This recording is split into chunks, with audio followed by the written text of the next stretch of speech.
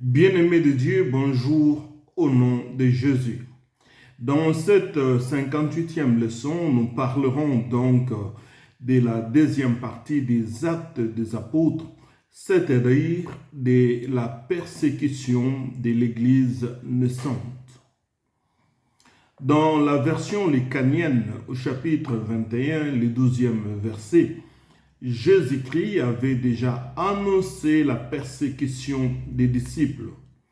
Il a dit, « Ils mettront la main sur vous et vous persécuteront. » La grande commission donc ne consistait pas à rester ensemble et à vivre en communauté. La grande commission consistait plutôt à aller partout dans le monde annoncer la bonne nouvelle de l'Évangile.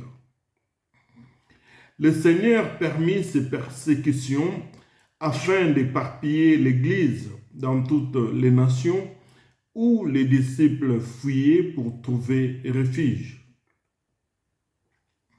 Les persécutions apportèrent donc trois éléments dans l'Église primitive.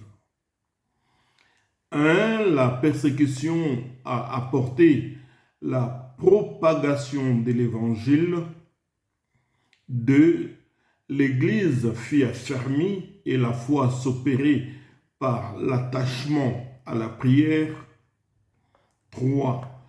Les témoignages de la puissance de Dieu étaient si grands parce que Dieu les avait délivrés.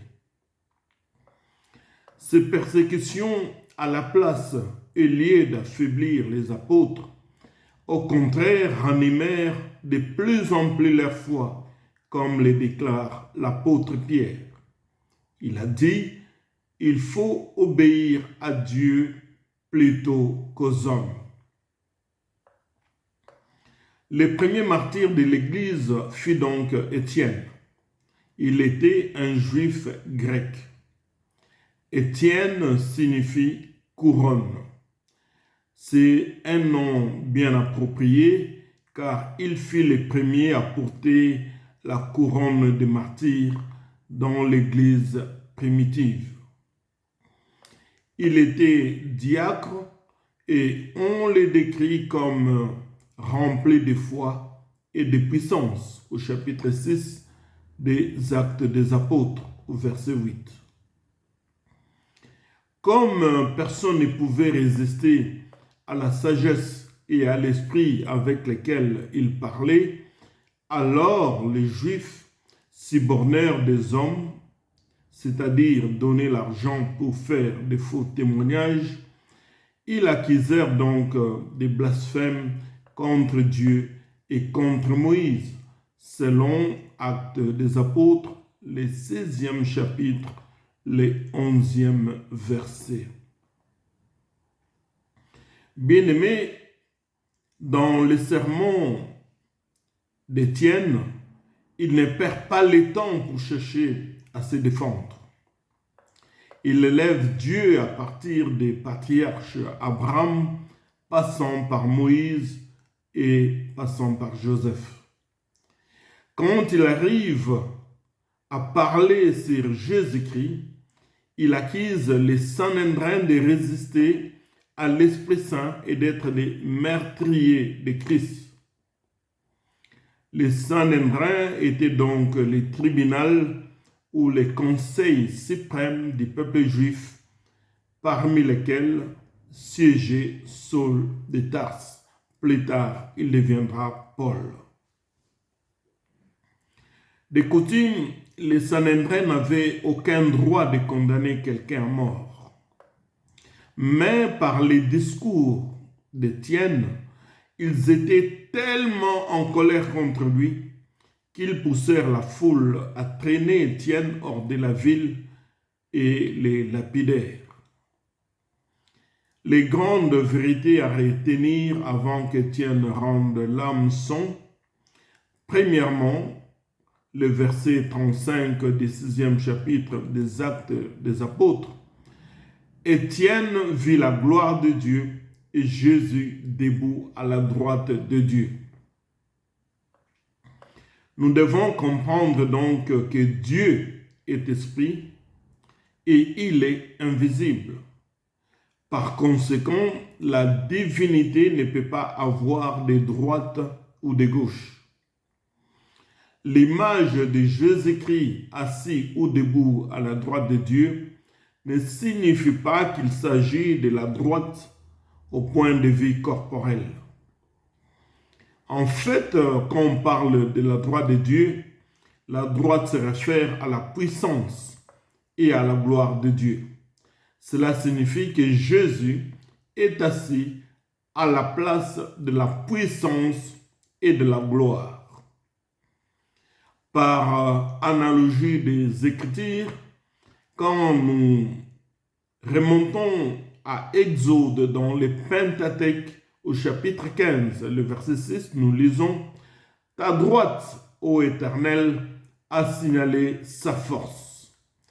Ta droite, ô Éternel, a écrasé l'ennemi. » Et dans la version martienne, au chapitre 14, le verset 62, nous lisons « Vous verrez les fils de l'homme assis à la droite de la puissance de Dieu. » Souvenons-nous qu'au ciel, il n'y a pas de trône, mais un seul et unique trône. Et sur ce trône est assis une seule personne. Un seul y est assis, selon l'Apocalypse chapitre 4, le verset 2. Nous lisons ces gens qui parlent. « Aussitôt je fus ravi en esprit, et voici, il y avait un trône dans le ciel, et sur ce trône, quelqu'un était assis. » Deuxièmement, Étienne fit appel à Dieu en l'appelant « Seigneur Jésus, reçois mon esprit » au 59e verset. Étienne appelle donc Dieu « Seigneur Jésus ». Vous savez, tout enfant de Dieu doit remettre son esprit entre les mains du Seigneur. Troisièmement, Étienne s'écria « Seigneur, ne leur impute pas ses péchés. » Et après cette parole, il s'endormit. Il y a lieu donc, enfant de Dieu, de remarquer qu'au milieu de cette lapidation, Étienne mourut d'une mort tranquille et paisible, en s'endormant dans les bras du Seigneur Jésus-Christ, qui s'était mis debout de son trône pour accueillir le premier martyr de l'Église primitive. Les habits d'Étienne pendant ce temps qu'il était lapidé se trouvaient au pied de Saul de Tarse. Saul avait approuvé la mort de ce premier martyr. Soulignons que depuis ce meurtre, Saul a été hanté et tourmenté par le sang d'Étienne qu'il venait de renverser, jusqu'à ce que, un jour dans les chemins de Damas, il rencontra le Seigneur et lui donnant sa vie tout entière pour le reste de ses jours. Le sang d'Étienne criait jusqu'à ce que Saul donna sa vie à Jésus. Nous pouvons remarquer à travers la mort d'Étienne 5 similitudes entre le calvaire, la mort de Jésus, et la mort d'Étienne. Première similitude, dans les deux cas, donc de la mort de Jésus ou de la mort d'Étienne, la foule s'était mise en colère. Deuxièmement, Jésus-Christ a été conduit hors de la ville pour être crucifié et Étienne a été conduit hors de la ville pour être lapidé. Jésus-Christ et Étienne ont tous prié pour les meurtriers, troisièmement. Quatrièmement, ils ont tous remis leur esprit entre les mains de Dieu. Et enfin, cinquièmement, tous les deux ont crié à haute voix, un cri de victoire. Bien-aimés de Dieu, comme après la mort de Jésus-Christ, Joseph d'Arimathée s'occupa de son sépulcre, après la mort d'Étienne aussi, les hommes pieux pleurèrent à grand bruit et ensevelirent ses premiers martyrs. L'Église de Jérusalem va connaître une très grande persécution et les fidèles se dispersèrent vers la Judée et la Samarie en annonçant la bonne nouvelle du royaume. Cette persécution avait donc permis l'expansion de la bonne nouvelle de Jésus-Christ, notre Seigneur. Après cette mort, le diacre Philippe apporta la bonne nouvelle en Samarie et y gagna à Christ un grand magicien du nom de Simon, qui drainait des foules. Et cet homme pensait que l'on pouvait payer avec de l'argent pour avoir les dons spirituels. Mais l'apôtre Pierre, une fois sur place, les reprit en lui demandant de se repentir et de prier le Seigneur pour le pardon de son péché. Dieu amena aussi Philippe à ouvrir l'intelligence de notre grand personnage, l'eunuque éthiopien. Il les baptisa au cours de la route et l'Esprit enleva Philippe pour l'amener évangéliser à Césarée dans d'autres villes. Enfants de Dieu, comprenez que Dieu peut amener un seul personnage influent dans la société qui, à travers lui, va ramener beaucoup d'autres personnes dans le royaume de Christ. Remarquons aussi qu'à chaque fois qu'ils étaient baptisés au nom de Jésus, ils étaient aussi baptisés par l'Esprit de Dieu et ils parlaient en langue.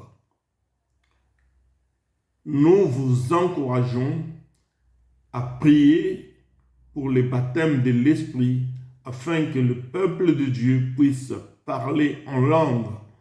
Nous aborderons cette thématique dans les cours qui vont venir dans la suite des temps.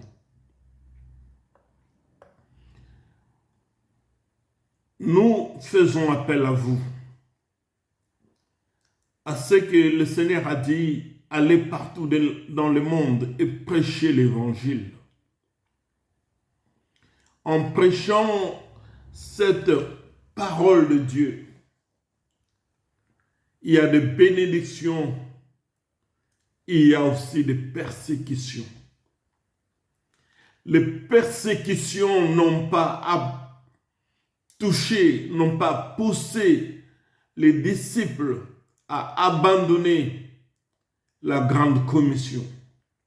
Au contraire, les persécutions ont attisé la foi des disciples pour pouvoir annoncer l'évangile à toutes les créations. Peuple de Dieu, tenez cette parole, courez avec la vision et gagnez des âmes à Jésus-Christ de Nazareth. À présent, préparons-nous dans la prochaine leçon à étudier la troisième partie des Actes des Apôtres avec comme figure emblématique Saul de Tarse. C'est Saul qui persécutait l'Église. Nous vous disons merci et que Dieu vous bénisse et à la prochaine leçon. Gloire à Dieu. Amen.